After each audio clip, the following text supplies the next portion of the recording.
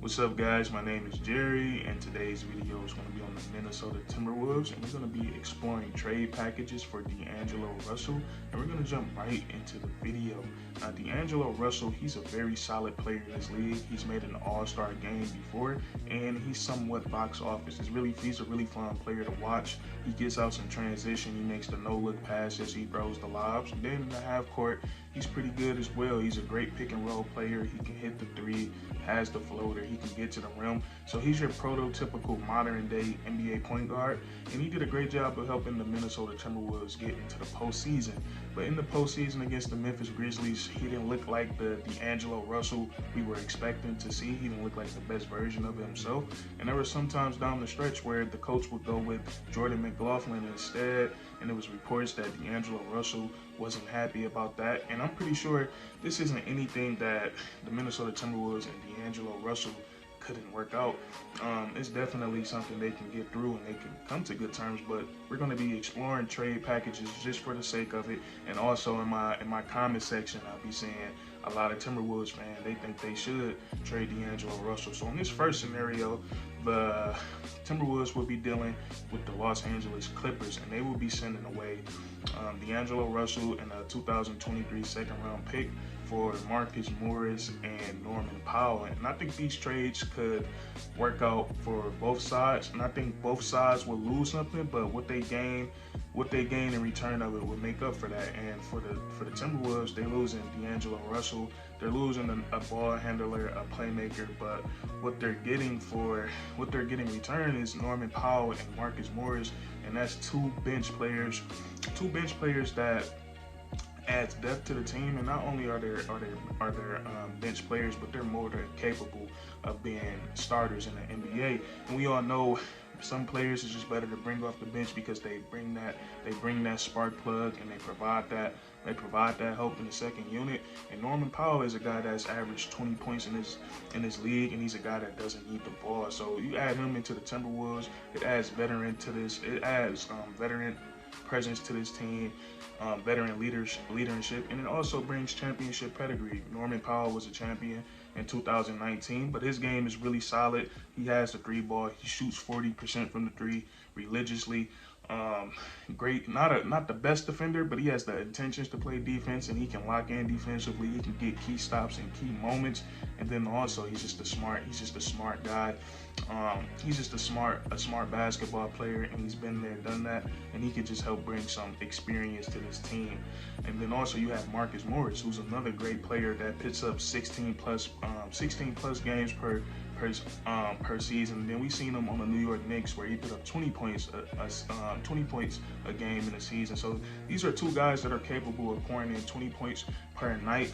And Marcus Morris is just the same way with Norman Powell. He can play on and off the ball. He got moves in the post. He can get to the rim, and he has heart. He has heart and tenacity, and he would be a great teammate for these young guys. And the only downside of the trade to this for the Timberwolves is, like, they will be losing a ball handler, a playmaker in D'Angelo Russell, but you never know. With McLaughlin, Patrick Beverly, those are still other guys who can create for others and make some pretty good plays. So that's one trade to consider for the Timberwolves. And me personally, I like that trade. Adds some veteran depth to this team, and it's not just veteran depth, but it's guys that can actually hoop and go out and get buckets. And then this next trade will be with the New York Knicks. Now, a lot of people think the New York Knicks are cursed. They don't want that bad luck to their team, and these are just scenarios. But this one would be D'Angelo Russell.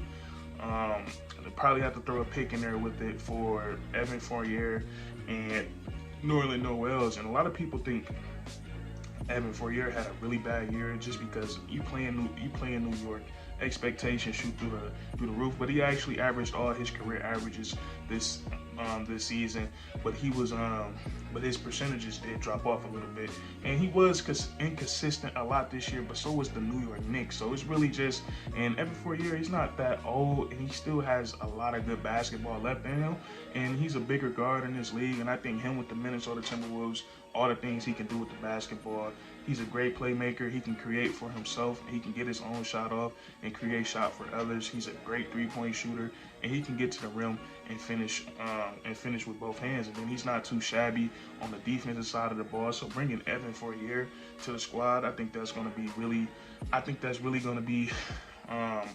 be really good for the Minnesota Timberwolves. And like the only downside is losing that playmaker in D'Angelo Russell, and having that playmaker, it is a lot. It's a lot, but they will also be getting another thing that they need help with is a backup big. And I love Naz Reid, but he's kind of undersized for the position. So you bring in Nerlens Noel, who also had a very quiet, underrated season last year. Nerlens Noel, since he's come into the league, he's always been a great rim protector. He's always been a great shot blocker, and I think that's what the Minnesota Timberwolves needed whenever Karl-Anthony Towns hit the bench. A big presence out on the court. And I know I'm telling you, I love Naz Reid, but he's just short. And Nerlens Noel, he's 7 feet tall, so it would still be some rim protection out there for the Minnesota Timberwolves. And not only is he a rim protector, I would love to see him and Jordan McLaughlin in the pick and roll off the bench, because Nerlens Noel, he is a lob threat, and we all know having that guy that can roll hard to the rim and be a lob threat is very important in the NBA. So that could open up a lot of things for them off the bench for the second unit. And then this last trade, they will be dealing with the Washington Wizards, and this trade would probably be the most unrealistic, but I think it's a trade that can help out both teams. And I think we're just gonna talk about the centerpieces of this trade. I'm pretty sure draft picks and all that stuff is gonna have to go into it to make it actually happen. But the Minnesota Timberwolves will be trading away D'Angelo Russell, and they will be receiving Corey Kispert, Rui Hachimura, and probably some draft picks from and KCP from the Washington Wizards. This would be a really good trade for both teams. I think with the Wizards, they could use a guy like D'Angelo Russell, a playmaker, to get Bradley Beal and get Kristaps Porzingis going. And then what the Timberwolves will be bringing in would be a really good haul. You get Rui Hachimura, a guy that showed a lot of potential in this league. You could play him alongside Karl-Anthony Towns at the 4. You get KCP, a veteran in this league, a guy that's won the championship, been in a lot of important playoff series. He's a good 3-and-D player, can shoot the tray ball, and he can guard your best perimeter opponent. And then also Corey Kispert, he's shown a lot. He had a pretty decent season for the Wizards last year. He's another 3-and-D player, a guy that can play 2 ways and shoot the 3 ball. So the Minnesota Timberwolves, I think they're destined for a bright future, whether they trade D'Angelo Russell, whether they keep D'Angelo Russell.